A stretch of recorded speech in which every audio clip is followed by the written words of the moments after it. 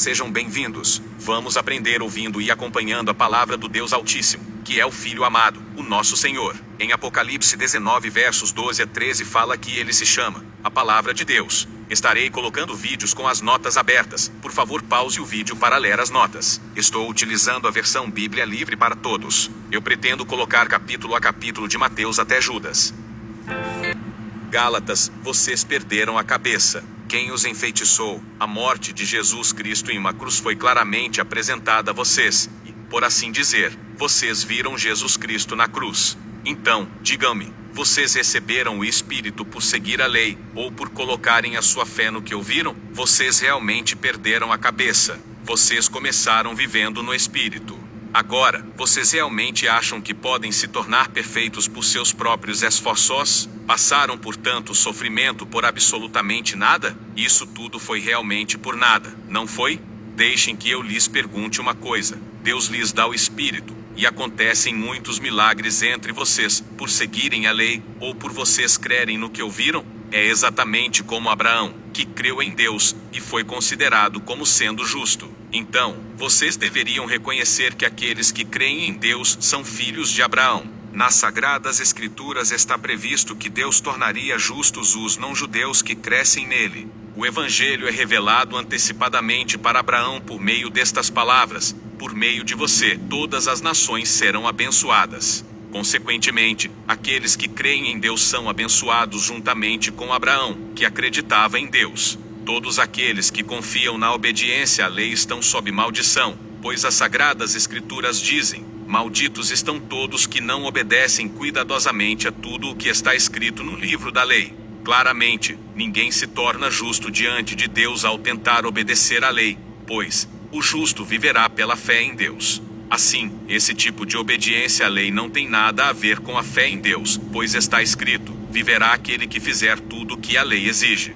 Cristo nos resgatou da maldição da lei, ao se tornar maldição para nós. Como está escrito nas Sagradas Escrituras: maldito todo aquele que estiver pendurado em um poste de madeira.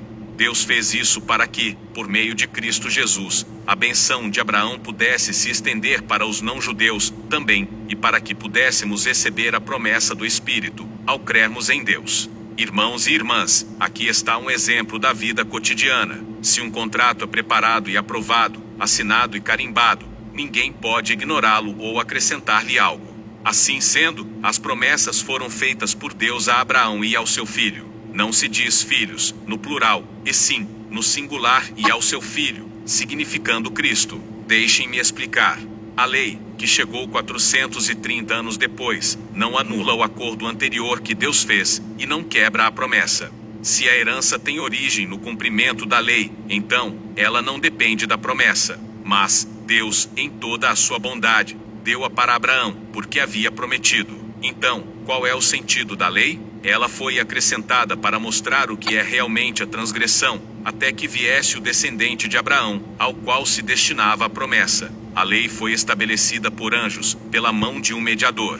Mas, não é preciso um mediador quando há apenas uma pessoa envolvida. E Deus é um. Então, a lei está contra as promessas de Deus? É claro que não. Pois se houvesse uma lei que pudesse dar vida, então, poderíamos nos tornar justos, ao segui-la. Mas, as Sagradas Escrituras nos dizem que todos somos prisioneiros do pecado.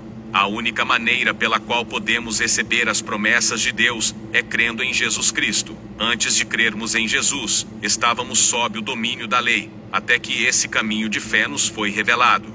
A lei era a nossa guardiã, até que Cristo chegou, para que pudéssemos nos tornar justos ao crer nele.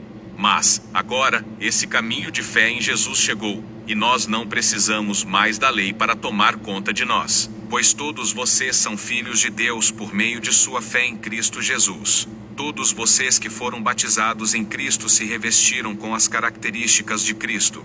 Não há mais judeus ou gregos, escravos ou homens livres, homens ou mulheres, pois vocês são todos um, em Cristo Jesus. Se vocês são de Cristo, então, são filhos de Abraão e seus herdeiros segundo a promessa. Gálatas capítulo 3.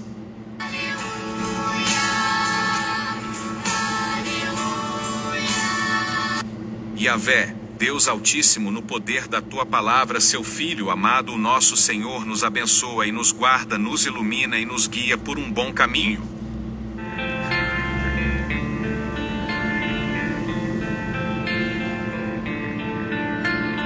Pai, eu quero te adorar.